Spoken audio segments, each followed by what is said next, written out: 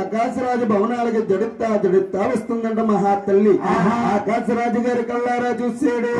అమ్మ బోలో బలదేవో దేవి విన్నావో బలదేవి నీ వరదానాలు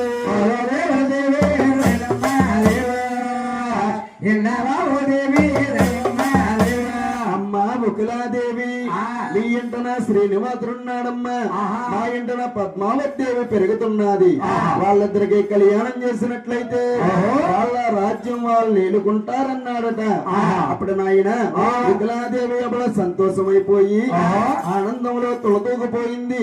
శ్రీనివాసుడికి పద్మావతిదేవికి రంగరంగ వైభవంగా కళ్యాణం చేస్తున్నారు.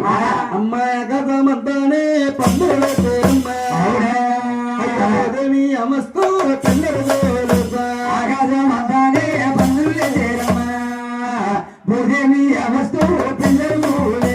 ఆకాశమంత పందిరి లేచారు. అవును భూదేవి అమస్తూ పిల్లరికి లేచారు. అమ్మ శ్రీకాయ మాకాయ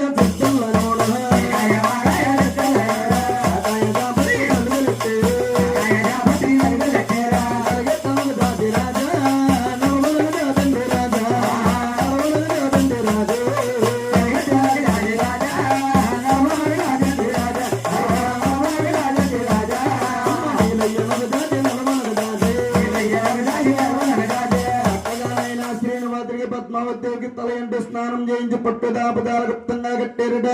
అమ్మ మరగోదలు వచ్చిందా మరియేని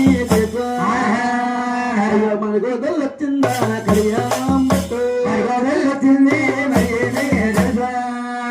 మరగోదలు వచ్చింది కళ్యాణం పట్ట అందంగా బొక్క చుక్కట్టారట. శ్రీనివాసిని పద్మావతికి కళ్యాణం చేస్తున్నారు. పేరు వచ్చారట.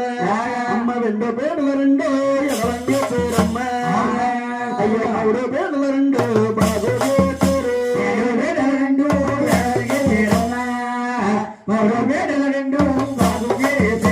బాలుడికి బాలకి బండాలు ఇచ్చారు. బాలుని బాలని అమ్మ విఘ్నేశ్వర పూజ స్వామి చేసేదా